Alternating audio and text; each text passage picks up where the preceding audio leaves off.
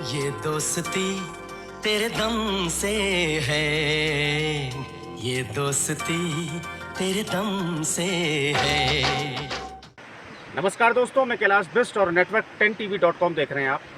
आज मैं जिक्र करूंगा आईएमए की पीओपी की कि देश को 333 जांबाज मिले, जिनमें से 31 जांबाज इस उत्तराखंड देवभूमि के थे और इस देवभूमि को बारों बार नमन हम करते हैं। लेकिन एक बहुत ही अच्छा वाकया इस पीओपी से जुड़ा हुआ है दोस्तों।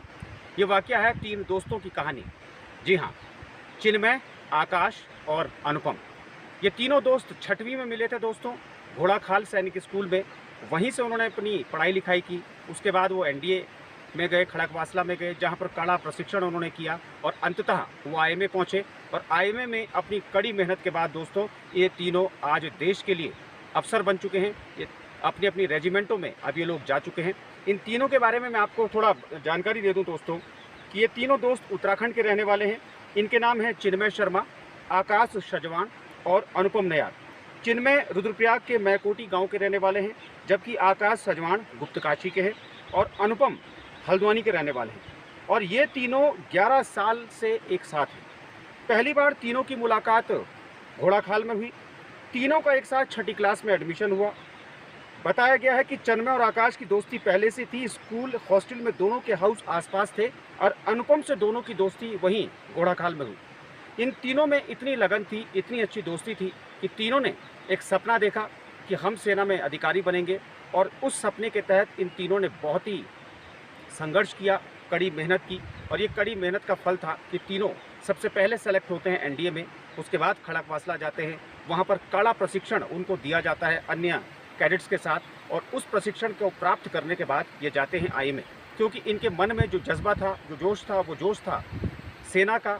क्योंकि सेना का ये जोश 6वीं क्लास से ही बरकरार था, लिहाजा हर हाल में उन्होंने ठाना था कि चाहे कितना भी कड़ा संघर्ष इन तीनों को करना पड़े, ये तीनों हर हाल में उस कड़े संघर्ष को, उन चुनौतियों को पार पाएंगे। और अंततः 13 जून 2020 वो दिन था जब इन तीनों के सपनों को पंख लगे और ये तीनों आज सेना में अधिकारी बन चुके हैं। अपनी अपनी रेजिमेंटों में ये लोग जा चुके हैं। कदमताल जब इन्होंने किया होगा दोस्तों, तो सोचिए इनकी आंखों में आंसू थे, लेकिन वो आंसू दुख के नहीं थे, वो आंसू थे खुशी के। क्योंकि वो खुशी अब इनके कदमों तले थी, लिहाजा होनी भी चाहिए खुशी, क्योंकि इतनी मेहनत जो की है। और दोस्ती की मिसाल ऐसी कि तीनों ने कसम खाई और तीनों ने एक दूसरे की मदद की और तीनों आज सेना में अधिकारी हैं।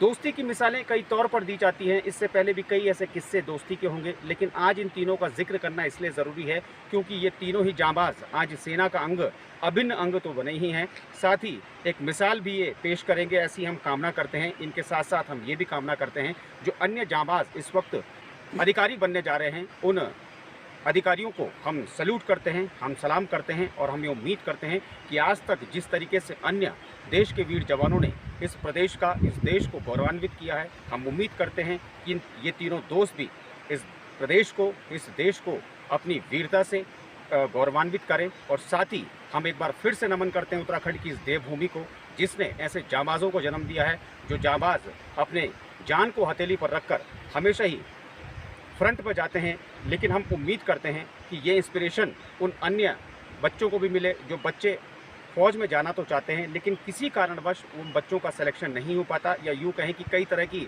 विकृतियाँ उनके मन में आ जाती हैं। लेकिन इन तीनों से प्रेरणा लेने की ज़रूरत खासतौर पर उन बच्चों को है जो बच्चे या तो एनडीए की तैयारी कर रहे हैं या सीडीएस की तैयारी कर रहे हैं। और ऐसी ही इंस्पिरेशनल स्टोरीज़ हम आपके लिए लाते रहेंगे ताकि जो बच्चे हैं, बच्चे मोटिवेट हों और इंस्पायर हों।